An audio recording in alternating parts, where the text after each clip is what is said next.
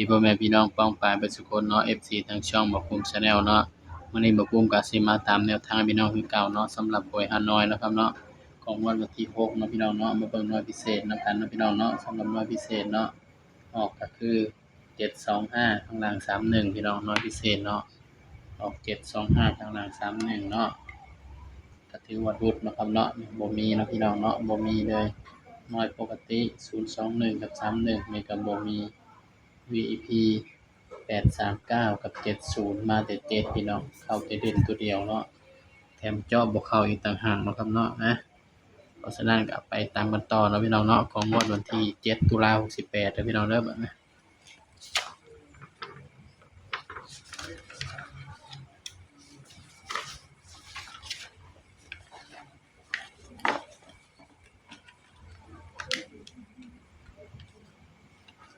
ตามกันต่อเลยนะครับเนาะสำหรับแนวทางหวยฮานอยเฮาเนาะพี่น้องเนาะ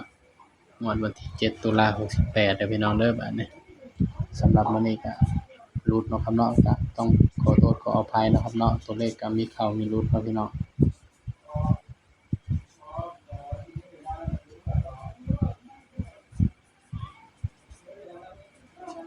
ก็3น้อยคือเก่าเนาะครับเนาะ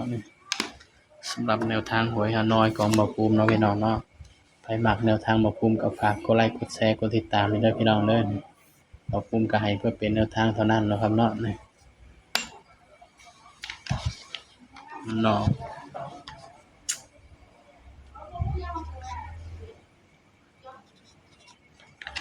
สำหรับเด่นเบอร์อื่นเนาะครับเนาะนี่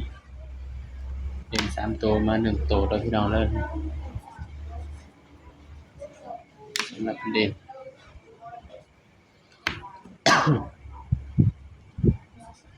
4 5 6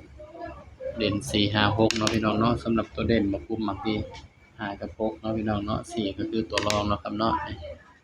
ก็มาจับคู่นำบ่าวภูมิเลยเนาะพี่น้องเนาะบัดนี้เด่น4 5 6เนาะแต่ว่าให้เด่นไปที่5กับ6เนาะครับเนาะ